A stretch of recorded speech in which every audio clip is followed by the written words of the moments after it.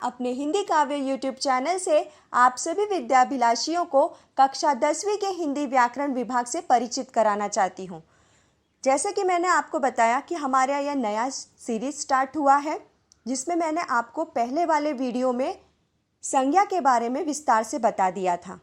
अब हम इस वीडियो में सर्वनाम और सर्वनाम के प्रकार के बारे में जानेंगे।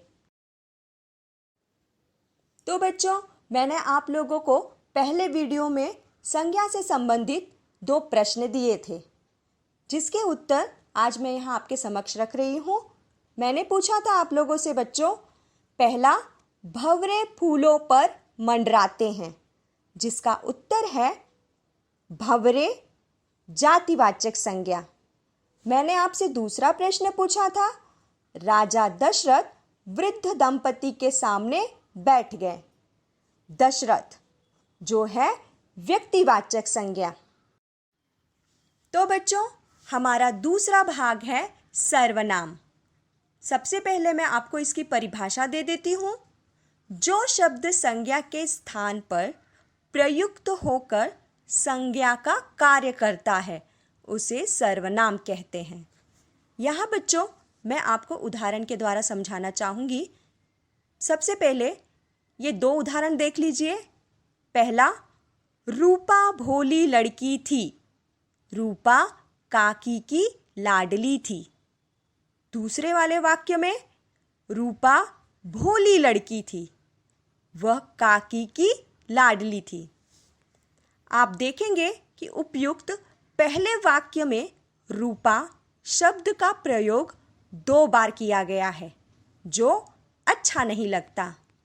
बच्चों, इसी तरह से दूसरे वाक्य में रूपा के स्थान पर वह शब्द का प्रयोग करने से वाक्य की सुंदरता बढ़ गई है। इन्हें हम सर्वनाम कहते हैं। सर्वनाम के 6 प्रकार हैं। पहला, पुरुषवाचक सर्वनाम। बच्चों, बोलने वाले, सुनने वाले अथवा जिसके बारे में कुछ कहा जाता है, उसके नाम के बदले आने वाले सर्वनाम को पुरुषवाचक सर्वनाम कहते हैं। उदाहरण के लिए, मैं गालिब की गज़ल सुनता हूँ, हम सोच में डूब गए, वे प्रसन्न होकर नाचने लगे। इन वाक्यों में मैं, हम और वे पुरुषवाचक सर्वनाम हैं। पुरुषवाचक सर्वनाम के 3 भेद हैं। पहला, उत्तम पुरुष, दूसरा मध्यम पुरुष और तीसरा अन्य पुरुष। तो आइए बच्चों, सर्वनाम के हम दूसरे प्रकार को देख लेते हैं, जिसका नाम है निश्चयवाचक सर्वनाम। बच्चों, जिस सर्वनाम से पास की या दूर की वस्तुओं का निश्चय पूर्वक बोध होता है, उसे निश्चयवाचक सर्वनाम कहते हैं। जैसे, यह मेरा घर है, वे अच्छे शिकारी हैं। इन दोनों वाक्यों में बच्चों यह और वे निश्चयवाचक सर्वनाम कहलाते हैं। इसी तरह से सर्वनाम के तीसरे प्रकार को हम यहाँ जान लेते हैं, जिसका नाम है अनिश्चयवाचक सर्वनाम। बच्चों, जिस शब्द के द्वारा किसी निश्चित व्यक्ति या वस्तु का बोध नहीं होता, उसे अनिश्चयवाचक सर्वनाम कहते हैं।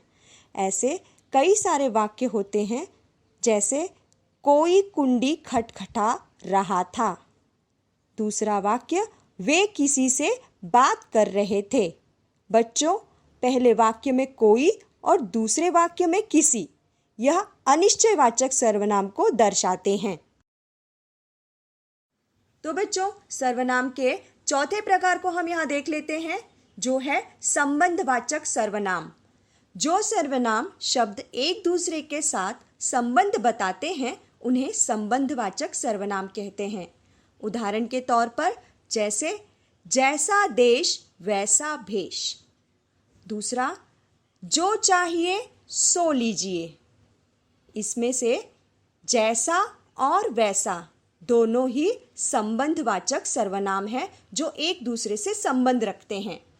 दूसरे वाक्य में भी इसी तरह से जो और सो संबंधवाचक सर्वनाम हैं।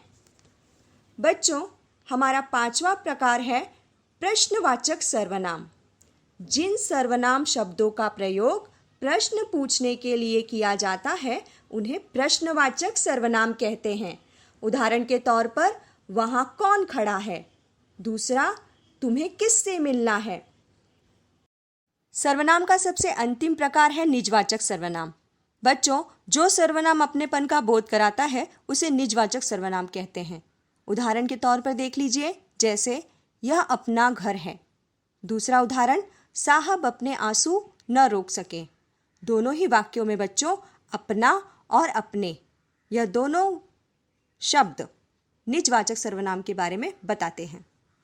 बच्चों, यहाँ मैं आपको सर्वनाम से संबंधित 2 प्रश्न देती हूँ जिन्हें आप सॉल्व करेंगे। पहला प्रश्न है, वे कीमती शाल दुशाले ओढ़ते हैं। दूसरा प्रश्न, बाहर कोई नहीं है। बच्चों, इन दोनों वाक्यों में से आपको सर्वनाम के प्रकार पहचान कर बताने हैं। तो बच्चों, यदि मेरी यह छोटी सी कोशिश आप लोगों को पसंद आई हो तो मेरे चैनल को सब्सक्राइब और लाइक ज़रूर कीजिए और अपने ज़रूरतमंद दोस्तों में शेयर कीजिए। धन्यवाद।